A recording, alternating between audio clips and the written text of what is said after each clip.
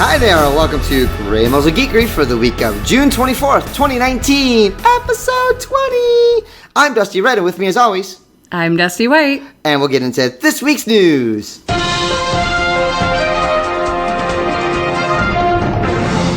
Avengers Endgame re-releases hitting theaters this Friday. The 2020 Hollywood Walk of Fame was just announced, with some deserving and some not so deserving names being added to the 1.3 mile span of names along Hollywood Boulevard. Some of this year's names are Billy Idol, Chris Hemsworth, Spike Lee, Julia Roberts, Terry Crews, Alicia Keys, Dave Chappelle, and Batman. Yeah, Batman. Steam Summer Sale has begun with such awesome gaming deals as Assassin's Creed Odyssey, $29.99, Resident Evil 2, $39.59, The Witcher 3, Wild Hunt Game of the Year Edition, $14.99. Nope, I'm out. And Civilization 6 Gold Edition, $29.54, $98.38 off. That's kind of insane. Yay, Civilization. And finally, we'll get into Harry Potter, Wizards Unite. Was released on June 21st for the Android and iOS mobile devices. It was brought to you by Niantic and Portkey Games, also by Warner Brothers. And I guess that goes into this week's topic of Harry Potter, Wizards Unite. So, going right into it, it is basically used off of the Pokemon Go strategy or the philosophy. Gaming world style, I guess. Which was off of Ingress. Yeah. Back when Niantic was actually a subsidiary of Google. Okay. It was actually owned by Google. It was a part of Google, which is why they had access to all Google Maps and all the other stuff. Already built in. Yeah. And then when they, I guess, got dropped / went separate, went rogue, something. I don't remember the details, but eventually Niantic became its own company. Okay. What a break. There's going to be no editing tonight because it is Tuesday at almost 10 o'clock. I got work in the morning. But so yeah, and I managed to get into it a little bit over the last 38 hours at most. And found some interesting things and some things that need tweaking. Okay. You got into it in the last 5 hours. Right. So what did you see right out the gate? I enjoy the new throwing mechanic for, if you've played Pokemon Go, you know there's only one real throwing mechanic. It's spin the little ball and swoosh up. Yes. That's really all. This game, within 4 hours of playing it, I realized I am essentially spelling out the alphabet. You've mastered the lowercase e. So it's a little more interesting. I, being a fan of Harry Potter, and getting into the world of it and knowing my house and knowing what my wand was and all that. You're a Hufflepuff, right? Totally a Hufflepuff. Oh, yeah, totally. No, we've had this conversation. It was interesting to see how they have integrated taking your own picture and making your own wand. And so I look over to you and okay, so she's doing a thing. I'm gonna make dinner. You go ahead and continue working on playing the game a little bit. And I come back in and see you in my living room, kind of duck facing and kind of smiling eyes or smize or whatever's going on there, and a good 20 minutes of trying to get your portrait Listen, done. It is very important for a Slytherin to make sure that her house is pretty represented. Oh, you mean blonde hair, blue eyes, and want to get rid of the lesser races? Listen here, Ravenclaw. Bang! I'm dead. All right, long Raven. But yeah, so it was funny to see though that as much as I joke about that you got into that feature that added something else to the game that Pokemon was lacking, that you're able to edit your personal, even though it doesn't seem to add much other than personal flair of by adding Slytherin to your house, your little icon's green, mine's Right. blue.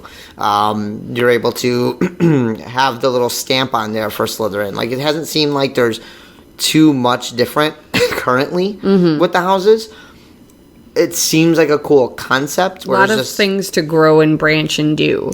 They left themselves open for the ability to grow. Yeah. Where Pokemon kind of has the same concept of, hey, we could do a million things, like actual battles with other players and stuff, but it's just not as good. And it seemed like it took forever for it to roll out. It seems like 2 years, 2+ years. Harry Potter Wizards Unite seems to be a really fleshed out game off the get-go. And primarily off of the back of all the Pokemon trial and error. So it's a good thing. I'm very curious to see how long it'll last, because my big thing that I was thinking about it is, what is the age group of this nostalgia you're hitting for? What are you... Cause It's the same age. Is it the same for Pokemon? I feel like you hit a little bit more of an back end older age group with Pokemon, just because Pokemon was my childhood, Sure. whereas Harry Potter was teenage into young adult. So I think your age group is a little bit bigger, and Pokemon kept evolving. And like, I was going to Harry ask Potter how really many hasn't. 10-year-olds and 7-year-olds are super familiar with Harry Potter. Actually, I've found with my best friend Christy, her nieces and nephews, actually, they are almost anti-Potter heads because they grew up in households with moms and dads that are Potter heads, and they're like, I don't want to like what my parents like. Okay, so that I guess that furthers the point of Pokemon is a little bit more generationally friendly in terms of Generationally neutral. Neutral is a good thing. I mean, I saw a meme or one of the wholesome pictures. I never believe those things, and they're like, "Oh, man does thing," and you're like, "Yeah, sure, whatever." It's a as far as I'm concerned, it's a lot of headcanon that makes for pretty stories. But one of these headcanon for pretty stories was like a picture of a daughter walking up to father, like, "Do you know what Pokemon are?" And he pulls out his box of trading cards from when he was Little. realistically, if I had a kid. Let's say I'm 36, so if I had a kid at 21, it'd be 15. Right. So you go a little bit later. If I had a kid at 26 years old, so the kid's 10 now. That's me about Pokemon age. It's starting to bridge that gap. It's that generationally speaking. Yeah, no, you want to play Pokemon? Funny that I played Pokemon as a kid, or I played these things. Whereas, and I feel bad for all the English players that are just like, don't forget about us. We still matter. Well, it's just kind of like drawing triangles in the sky. It's kind of like City of Heroes and City of Villains, where you have people. Is it City of? No, yeah, I'm just curious where we're going with this one. Well, you have people with Ingress. You're saying like, don't forget about me. I'm sure there's still people that are playing it. But what's the actual upkeep on it? What is Niantic actually doing to keep the game fresh? They did redo it, and they had a big like push in Pokemon to be like, hey, wear these Ingress, the colored shirts, and don't forget about Ingress, and here's this game, because they kind of got like not reskinned it, but they kind of revived it a little bit. Okay. Because it does also appeal to a different kind of gamer. And then that was the other topic I was thinking on. What kind of gamers are these 3 games, all by Niantic, are appealing to?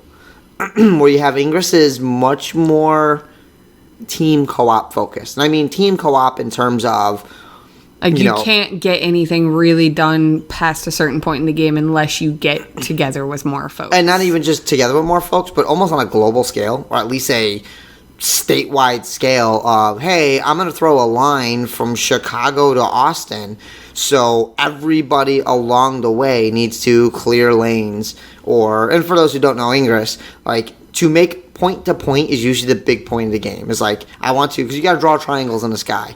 So your big triangle would be, like, you want to land one from Chicago to Austin to Kansas, I don't know, Omaha, Nebraska. We'll go Omaha, Nebraska, all the way back to Chicago. So you got a triangle there. It's an oddly shaped triangle, but it's a triangle. Okay. Well, to get to that one straight line from point to point has to be completely clear. There could be no other little lanes, no other little lines in the way. Okay. So a lot of times to throw such a line, such a one solid line from those points, you need people to clear those lanes along the way. Make them the right color? You just get rid of the lines. They break the other people's lines that they threw up. Because they take bases, kind of like gyms. Okay. You take a base, then you take a base and you get a key, and you take another base, you get a key, and then from base to base you throw a line. Okay. And then if you throw enough lines, you throw 3 lines, you make a triangle. Whatever is inside of the triangle turns your team's color, blue or green. Every so many hours, there's a equation that counts off the amount of space of that blue or that green, and you get points, global points based on that. Okay. So it's a different. So while there's a game going on, you're going around and defending all these bases and stuff. There's a bigger picture that you could play. Much bigger picture involved of people throwing lines from San Diego, California to Hawaii. Okay. Because there's nothing in the way. It's going to be rare you're going to get lines there because it's all ocean, called fishing lines. But it's rare that you'll get interference there. But it does take coordination on a massive level. It does take a level of, hey, dudes I've never met in fucking Nashville or in, I'm trying to think, I can't think of the state now. Panhandle State. Oklahoma. There we go.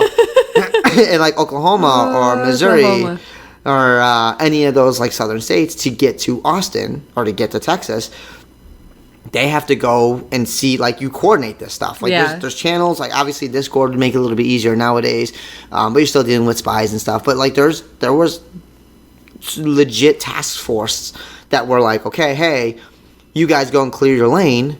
And you can't just be so obvious about it because all of a sudden you're looking oh, there's this big giant lane that's suddenly clear. So, it's literally done with walkie-talkies and cell phone calls. So it seems hey. On that type of level, it's so it's almost like Niantic took and broke it down and made Ingress a little bit lighter and made it Pokemon because Pokemon's not as Ingress is definitely not. I would venture to say Ingress is not for kids. Okay. It's definitely not a game made for kids. It's not made for, little Timmy and whatever going out and making steps and everything else. It sounds like it's made for some more competitive type of people, more so. Definitely some competitive. I played and I've had people stalk me where I would go and hit a spot and clear out a lane and they would drive by and they'd honk at me and flip me off. And I've heard stories of people getting their cell phone knocked out of their hands because they're on the opposing team. It was competitive. Grosses. It got to the point where communicate. There's a reason why there's no comms or communication in Pokemon.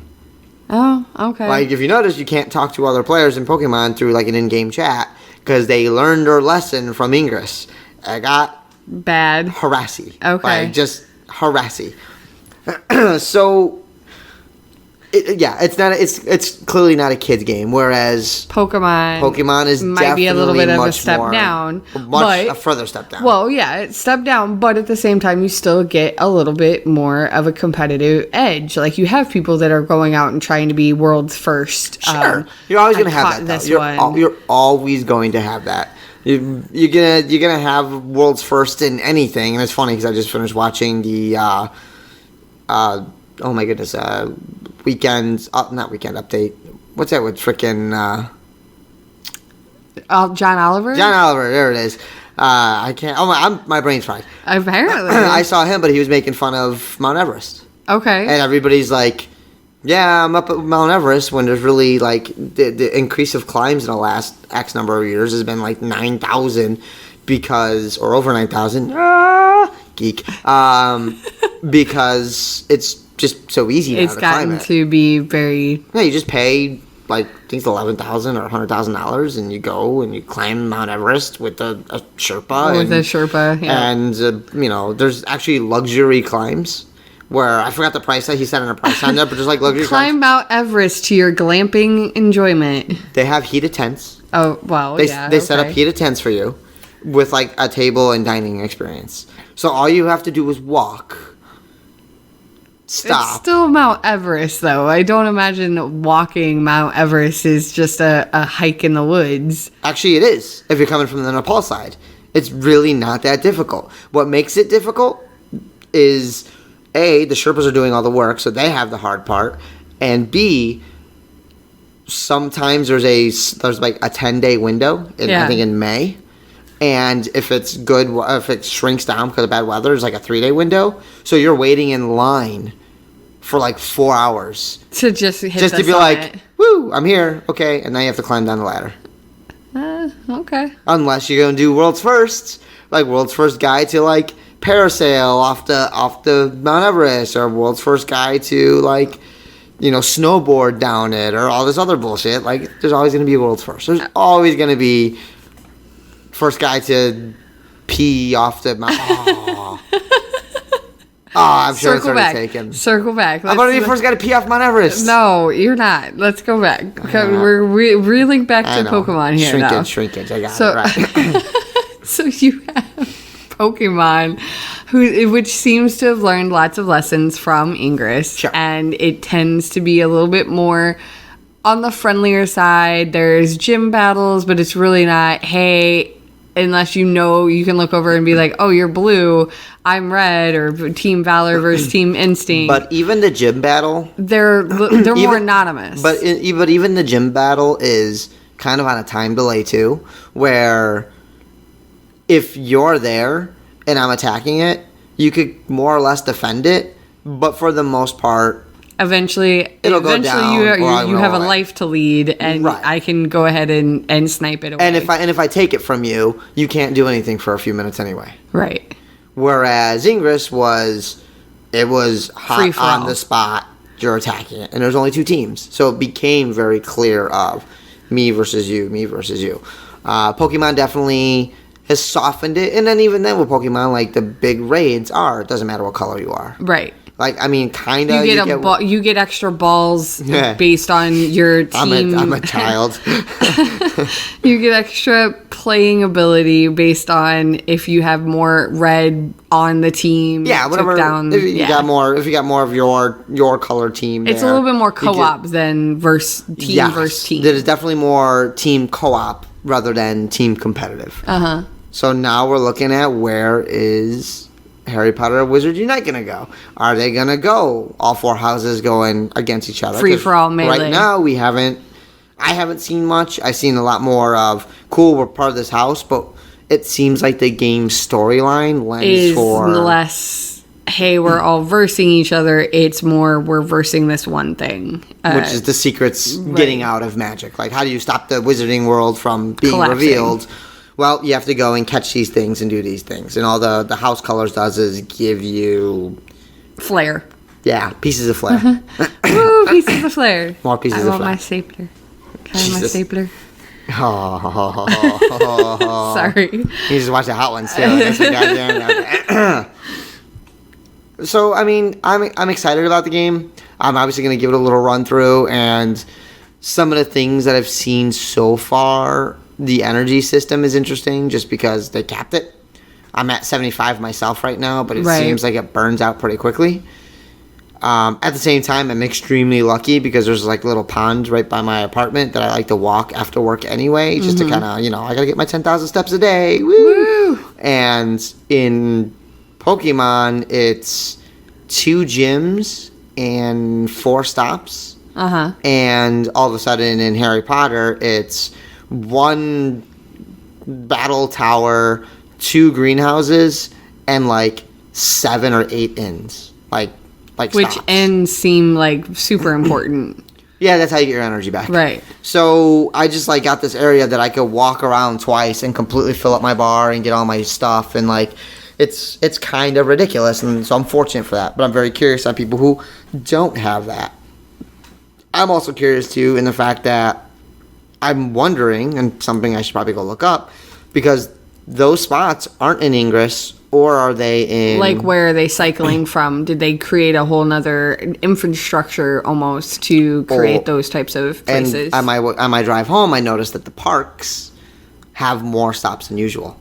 So I'm wondering if anything that's titled park or any kind of recreational area has gotten bonus stops or bonus ins or whatever to Right. promote playing in parks and playing in those areas. And it seems like the Harry Potter world almost has a bit more things to do to keep you more active versus Pokemon, where, yeah, there was lots of stuff to do, but you could only, like, even now, you can only give so many gifts a day.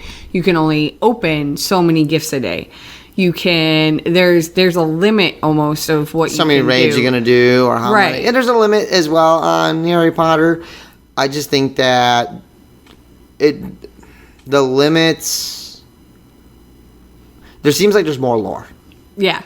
There's more story, there's more lore, there's voice acting. I know it isn't actually Daniel Radcliffe, but it's damn close to it. The voices are really well done. The story is kind of fun. The portmanteau. It's too English for my taste. I like English accents. I'm not gonna lie. It's a little like secret, like okay. I really like English. None of the Cockney stuff. I like dags. You like dags? Dags? You mean dogs? Yeah, I like dogs. The Cockney, yeah, it's a Cockney dags. You get them dags there. Very Bostonian, actually. But anyway, tangent, circle around. You turned into me today. I like it. And yeah, I mean, all in all, I think Harry Potter will be an interesting game. I do not see it toppling Pokemon. Oh, no. In a weird way, Niantic is its own enemy.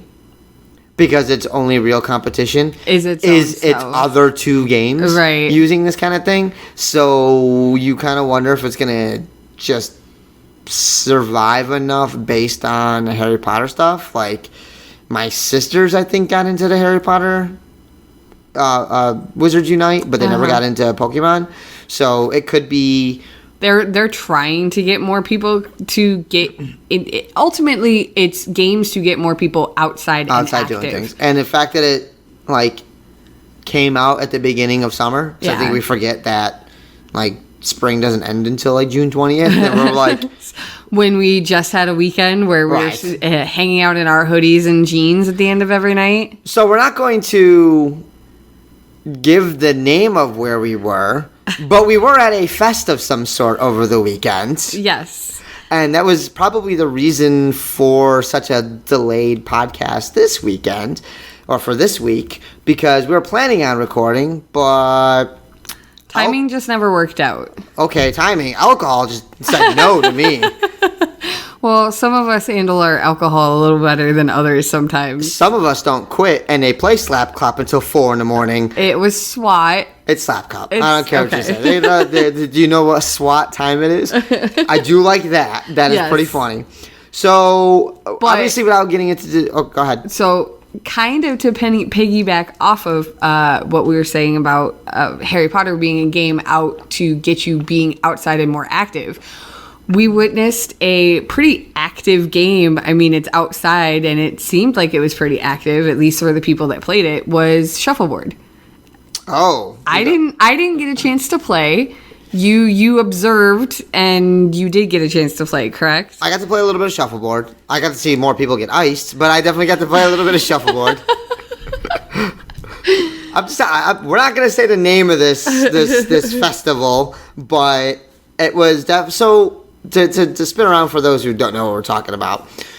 We had the fortune of going to a basically out of control birthday party. Yeah. The concept of such as, hey, it's a dude's birthday and let's go camping.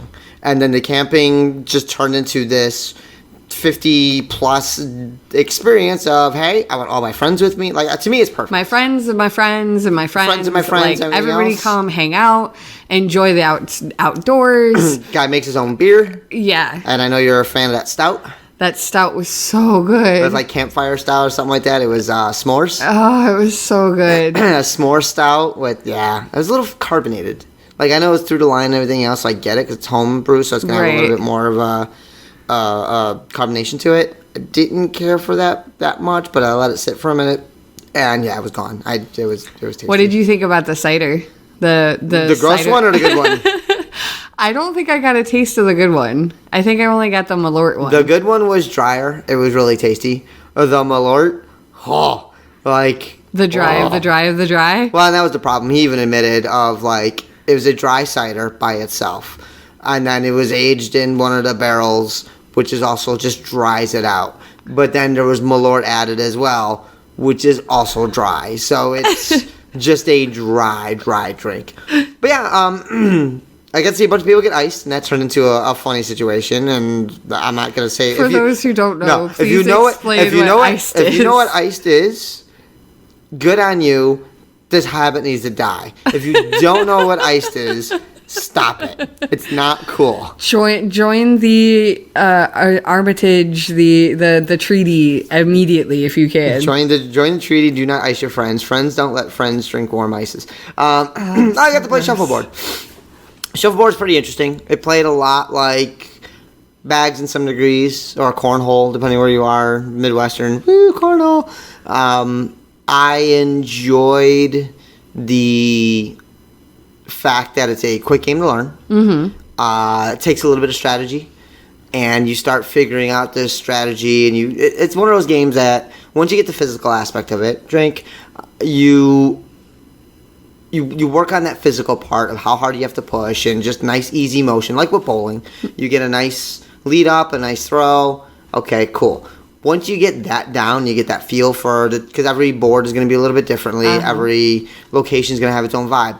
Once you get that down, now you are competing against the other person too. Block shots, set score yourself points, up. There's a little bit more strategy to it. There's a lot more strategy to it. It's definitely one of those games that's like easy to learn, hard to master. Hard to master, and even harder to strategize for, because you can throw in a spot and get, you can like, oh look, I got good points, and somebody just knocks you out of your big point and sinks you into negative points. Right. Like any game, it's always fun learning the jargon. I think that's one of my favorite things with a lot of games. Okay. Is just learning jargon, very key or specific to the game. Like there's there's one big area in the back of the board where you score negative points, and it's called the kitchen. Okay. Stuff like that makes me giggle. We're just like, yes, it's the kitchen, and it's the biscuit. Unless you're American, it's a cookie. You can play with the cookie. No, but you got the biscuit, and you get it into the kitchen, and just all these like little terms are just kind of fun. I don't know. It's silly. Apparently, it's kind of making a thing. They said it's really popular on the East Coast, right? Really big in the East Coast. One of the biggest like shuffleboard clubs in at least America is out in New York, in Brooklyn, if I'm not mistaken. Okay. And then they opened one up in Chicago, and just kind of got people into it. Hipster vibe for sure. Definitely a hipster vibe going. At the same time, if you don't care, and if you don't mind, it's something that does go across multi-generation. Yeah. You can play with an old couple, or you're at an old, because it's usually seen as like an old person's game. It's got that vibe of like, oh yeah, you're sitting on a cruise liner in Florida with, these 3 75-year-old dudes playing, but why not be the fourth? Right. Like maybe it doesn't take too much effort to play. You could do it with a beer in your hand. I think it was really cool how it was an actual full-on setup with, the pieces put together kind of like a puzzle, or the floorboards, whatever. The playing board was like a puzzle piece and plastic, but it all worked together to make a legitimate shuffleboard. Like, and it's not haberdashed together or anything. It's a legitimate. It's a to-go shuffleboard made for advertising. It's made for displaying. The legitimate ones tend to be concrete, but they're waxed, and also like the first rule of shuffleboard is you don't step on the shuffleboard because there's waxes and oils and all sorts of stuff on the board itself. So it is. It's interesting. It's neat. Like I said, would I play it again? With one hand and a beer. Would I play again? Sure. Would I go to a club and would I get myself vested in it? Not really, but I can see the appeal. I would go if I got invited. Like, hey, you want to go? I'm like, yeah, sure, why not? Yeah. But it's not something I'm gonna have. I think it's a lot like on the lines of what we have here in the Chicago area is like pinstripes, where it's you got one side of the restaurant's got bowling and the other side's got bocce ball. And bocce ball is actually something I really enjoy playing that. I'm surprised we didn't have any of that. Maybe next year. And now we talk about kind of make it full circle unintentionally. Is it's growing in Chicago, is shuffleboard's downside or competition going to be itself in terms of cornhole?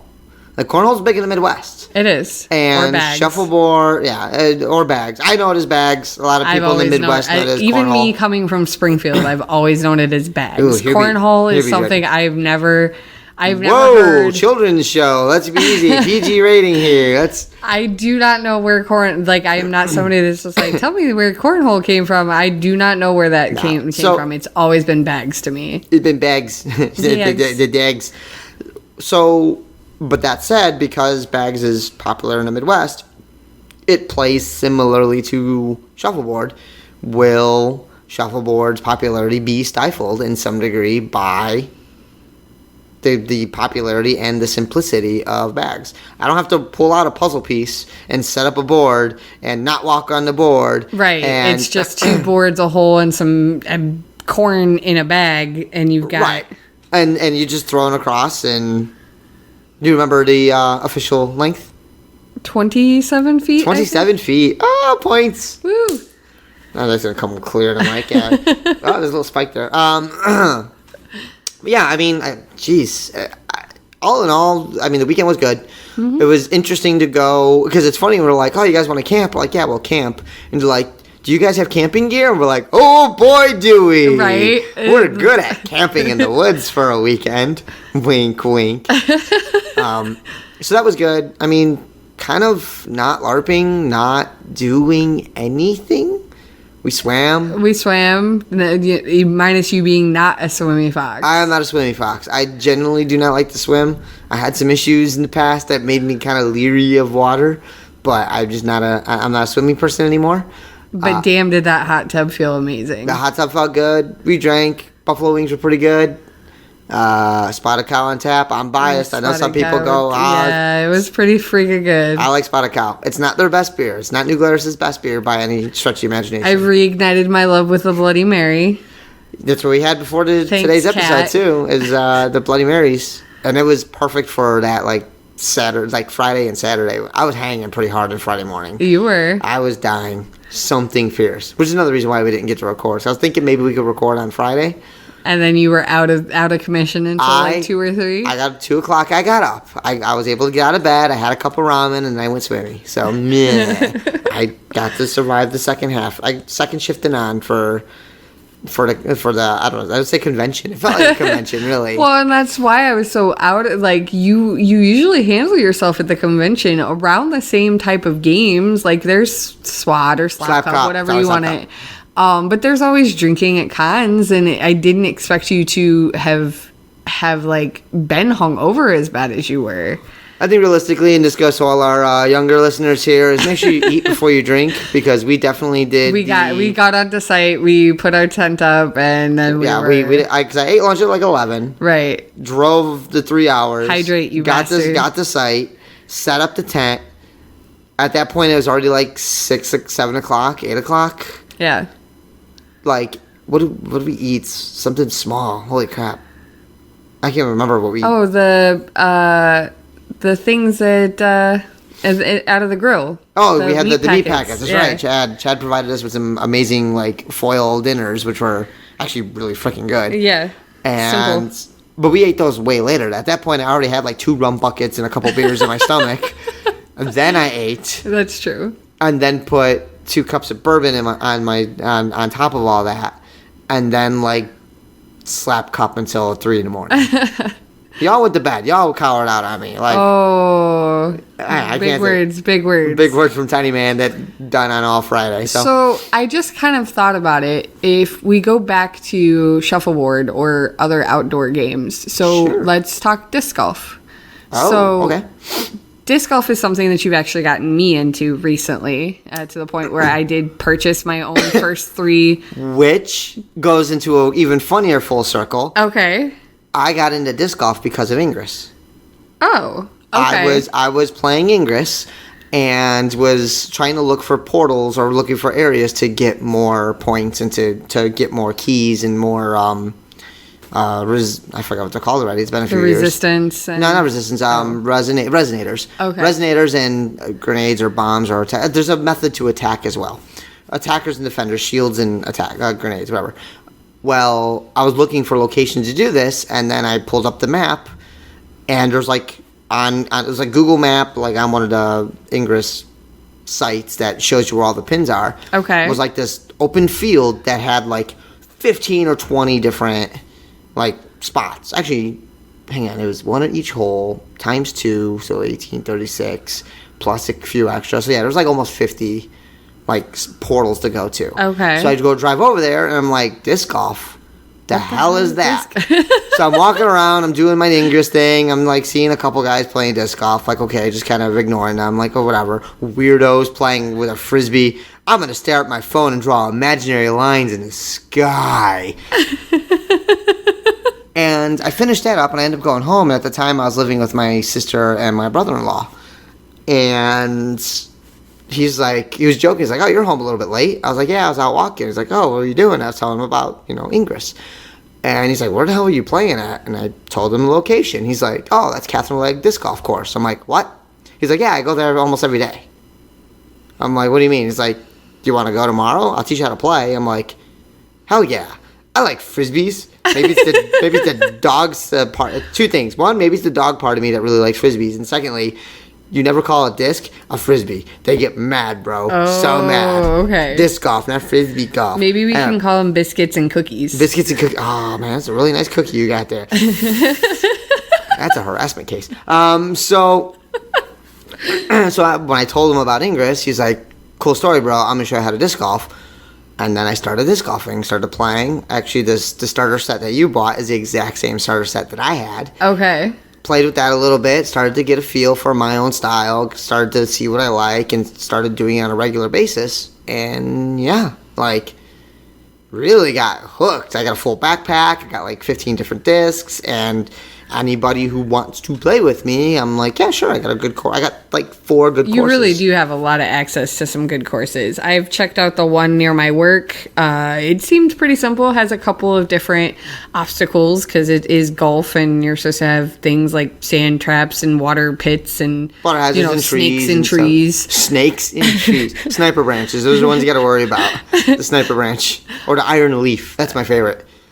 You'll throw it through like a tree, and it'll just hit and die. And you're like, I swear I didn't hit a branch or anything. It's just the one like steel leaf just sitting there. It's like swats out there. Fuck you. So yeah, I picked up the starter set that you had suggested. I'm hoping me and the fiance can play a couple of rounds more often, because again, it's something to get outside, walk, get active while you're enjoying the outdoors.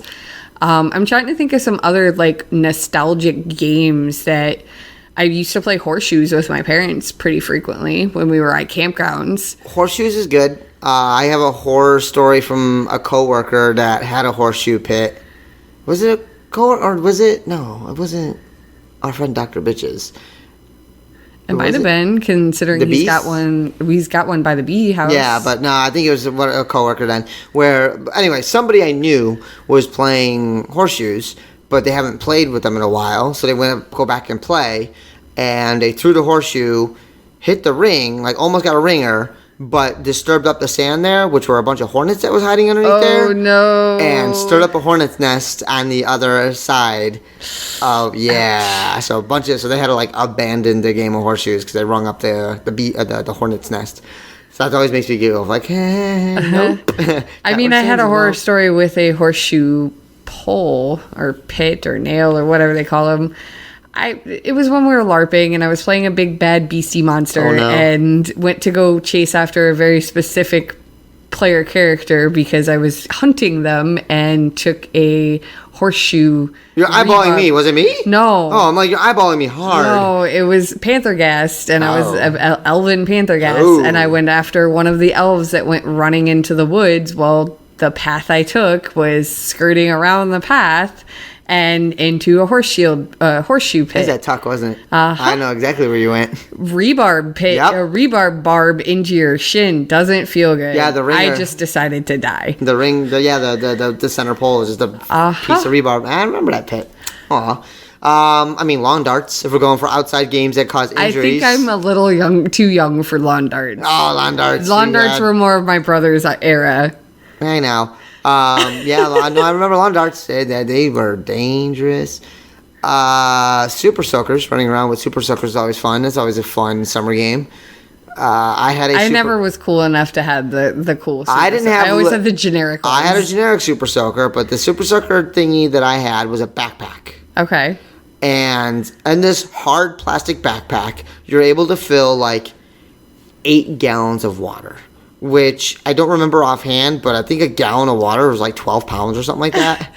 So you got on the fat mod and didn't even know it. So I am basically carrying my body weight in water. Okay. On my back, and it isn't like a pump or anything else. It's this giant it looks like a rifle. Okay. But the way you fill it is you have to separate it and fills water into this chamber. So as you're like extending it. So you're just a giant syringe. Basically. Okay. That's how the weapon worked like a giant syringe. So I had to pull the front away from the back to fill that chamber with like a half a gallon of water. And little 9-year-old me then had to pull back on that syringe and apply pressure to squirt 5 or 6 pounds of water 10, 15, 20 feet. Now the funny thing is that I drenched the shit out of people. Right. They're like, ha ha, squirt, squirt. And you get a little, you can still see, the line in your t-shirt. Uh-huh. Where it's just like, oh, hey. I ruined wet t-shirt parties with my thing. I was able to strip graffiti off garage walls with Little the thing did they know I had. they were planning you to be a power stripper. Yeah, power whoa, washer. different.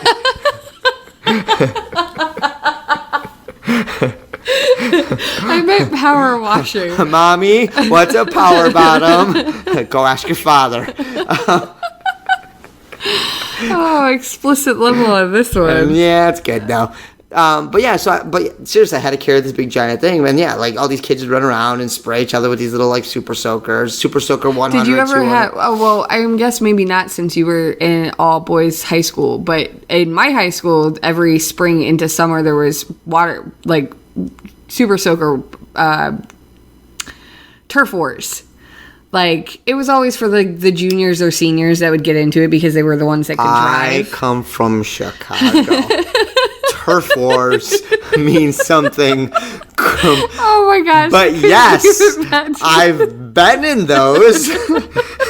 I've seen them. Okay, for those with less violent histories or lived in less violent areas, down in Springfield, juniors and seniors would always have they'd team up with people and you'd have Super Soaker wars, basically, of you had capture the flag or whoever got hit would be taken out and things like that. The honor system. But yeah, I guess you wouldn't know anything about any of that. No, we tried. We tried Nerf wars. Joking aside, though, you have to be careful with stuff like that because, again, I did grow up in a city, and unless a lot of your stuff had orange tips or very brightly colored, running around from alley to alley with some sort of, and I lived in a rougher, sketchier neighborhood. There's sometimes you have to be careful when you're running around and stuff like that. Right. But no, I've definitely done Nerf wars. I mean, back where at your place or your current abode, your current residence, we had a couple Nerf wars. In the house, and I still have a bunch of Nerf guns. I've got the zombie 6-shooter pistols, and then I've got the Rival series, which they suggest you wear a mask with because the thing shoots at I forgot how many feet per second, but it's definitely it's potentially welt-inducing speeds of. So no, I'm trying to think of some of the games we saw this weekend. There was Can Jam, bags, shuffleboard bags. There was another one. Well, you saw Can Jam, but the one that you were talking about that you got to play with the frisbee and the pole. Oh, Beersby. We have played that before. That's fun. Another game you're supposed to drink, have a beer or liquid in your hand. I'm just trying to think of some other game that we haven't played. What is it? Lately? Ladder ball or ladder ball's one. I was thinking, what's the Kubb? with the throwing wood at wood. Oh, I can't think of it. I know which one you're talking about, but we'll have to edit. We're not editing, so you explain what the game is. Go, I'll look it up. So it's essentially blocks of wood, basically on opposite sides of each other, and you throw the piece of wood, and if you knock it down, then your team advances, I think. Kubb. Kubb? Kubb. Okay.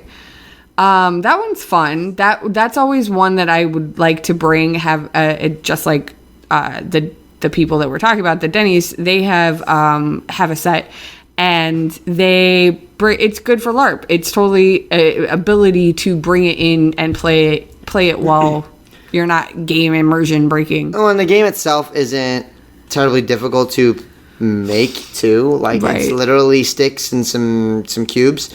And the concept is you have one cube in the middle, which is your king, and everybody has like pawns on either side, and you throw the stick at the other team's cube, and you knock it. No, not the king. At the cubes, right? You knock them over, and if you knock them over, you get to move a little bit closer. And basically, the end goal is to knock over all of your opponent's cubes, and then eventually take their king. Right. Like knock over their king. So it's very primitive game with primitive tools. Like it's block of wood, throw it, rod of wood, throw, you hit it, yay, yeah, man make fire. Like but it's a fun game. You're gonna get competitive, and it's one of those games that you have a beer in your hand, you throw it, and you're good. Right. Other games outdoors like that. If you guys have any games that you could think of or want to share, send it to our Discord. Send it to us in an email at greymuzzlegeekery@gmail.com. Stand on your rooftop and just scream the game out loud, and maybe your neighbor will be like, "Hey, that's an awesome game," or "Steve, I'm calling the cops again." Like, you never know. It could be adventurous. Like, you get to meet your neighbor. Yay! I think that's kind of going to do it for this week's episode. Yeah. A little bit of a shorter one, but something kind of silly, and just get outside, you nerds. Get some color. Whoa. Sunburn. And if you're Irish, freckle a little for us, will you? Like, just a little bit of freckle. You're good to go. Sun-kissed. And sun-kissed. And don't forget, you did. What did one of our friends was saying, too? That he was like, anytime I walked by the sunscreen, I just reapplied. You just reapplied. It's like it could have been seconds or minutes, and you reapplied. It's just as soon as I saw it again, I reapplied. And then which he didn't seem to burn. One of our other friends though went with the rum bucket method of one application of sunscreen per rum bucket. So all in moderation in many forms. Yeah, you are wet on the outside and wet on the inside too, I guess. But yeah, I mean, obviously, be safe this summer. As summer is now fully underway. I mean, it's late spring has just ended when a lot of kids got out of school. Eventually, it will stop raining. Yeah, I mean, it depends where you are. I mean, my folks have been already complaining about 107-degree weathers in Arizona, and they're swimming, and the weather's lovely, and it's a dry heat. So is an oven. An oven's dry heat, too. I'm good. And yeah, I mean, don't leave your pets in your cars. Do leave your kids, but crack the window. You know how I feel about kids. That's all, folks.